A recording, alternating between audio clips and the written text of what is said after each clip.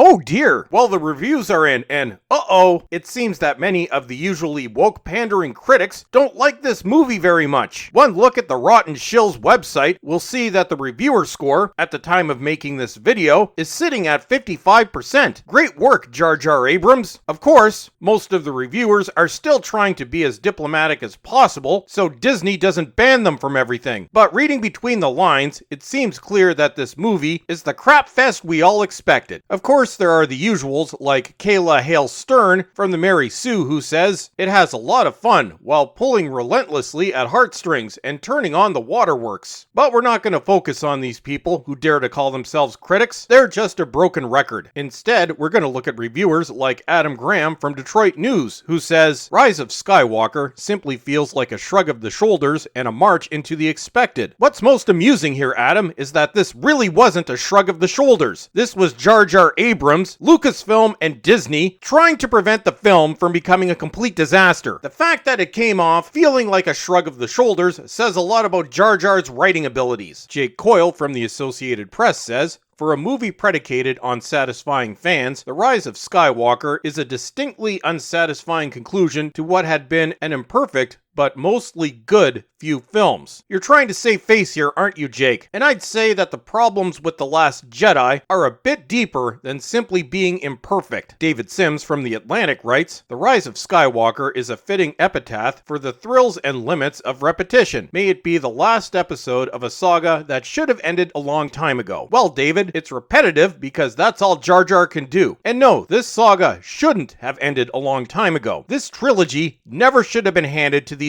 ideological and incompetent hacks. Aaron Newworth from We Live Entertainment writes, "While elements certainly shine, surprisingly poor storytelling really hurts what could have been a grand finale. I'm sure the film looks pretty, just like The Last Jedi, but poor storytelling should not have come off as a surprise. And this was never going to be a grand finale." Matt Donato from We've Got This Covered writes, "Star Wars The Rise of Skywalker suffers the misfortune of having a director who cares more about digging up a franchise's past than moving forward with an original story. Again, Jar Jar can't really come up with anything original, and he sure as hell doesn't know how to end things." Our friend and favorite professional internet troll, Scott Mendelson, who briefly appeared to have left the dark side yesterday, writes, "The Rise of Skywalker is a bad movie and a miserable finale that serves no purpose other than to reassure at least some adult fans of the original Star Wars that they are still the chosen ones of the pop culture galaxy." I see, Scott. So you didn't like the film, but you're blaming some adult fans, which in reality represents the majority of Star Wars' long-term fan base. I knew we were going to get blamed for this mess, so this doesn't come as a surprise. I give you credit though, that was a clever way of turning around your tweet from yesterday. This comes as a relief. Never change, Scott. We appreciate the material. Glen Weldon from NPR states, "It's an accretion, a buildup of plot lines and characters that rolls towards a conclusion by dint of momentum lent by all that's come before. So in translation, it rips off the original trilogy." Well, we already knew that. Michael O'Sullivan from the Washington Post says the film panders wildly, closing out this last chapter of the 9 films that have come to be known as the Skywalker saga, with a story that delivers to the faithful exactly the movie they wanted. I see. So once again, it's the fault of real Star Wars fans and the fandom menace. And Jar Jar, Rian Johnson, and Kathleen Kennedy had nothing to do with it. Thanks for reminding me. Get ready, folks. I think we're going to be hearing a lot of comments like this. Stephanie Zacharek from Time Magazine writes, "In its anxiety not to offend, it comes off more like fan fiction than the creation of actual professional filmmakers. A bot would be able to pull off a more surprising movie. I'm sure it's trying to be non-offensive, but to which side? Given the many reshoots and multiple endings, perhaps this movie forgot to offend. It doesn't need to offend. The Last Jedi was offensive enough. We're just enjoying watching this train wreck that came from The Last Jedi. The Rise of Skywalker is like trying to clean up a freeway after a 50-car pileup." Sam Adams from Slate writes, "Rather than making a good movie some people might love, Abrams decided to make a movie no one would hate, and as a result, you don't feel much of anything at all." Again, Sam, this is called panic. Darren Franich from Entertainment Weekly writes, "Rise of Skywalker isn't an ending, a sequel, a reboot, or a remix. It's a zombie. The word zombie is a great description of Jar Jar's writing, but it's still a crappy ending to what was both a sequel and a reboot, while at the same time being monkey dung flung at audiences. Justin Chang from the Los Angeles Times says, "The problem with The Rise of Skywalker isn't any single omission or misstep. It isn't the succession of cheap gotcha twists that briefly threaten to alter how we look at these characters, only to abruptly pull us back to rose-tinted reality. So what you're really saying, Justin, is that it sucks." Grace Randolph says, "The cast does a very good job, but this trilogy is stuck in a nosedive it can't escape. The movie tries to use fan service to save the day, but it just comes off as desperate. It is desperate, but I can't really see this cast doing a very good job, especially considering who's directing them." And so here we are, one day away from being able to see this mess firsthand, and I've bitten the bullet and will be seeing it opening night. Expect a full review on Friday. Buckle in, kids. This is going to be a fun ride. And that's it for today.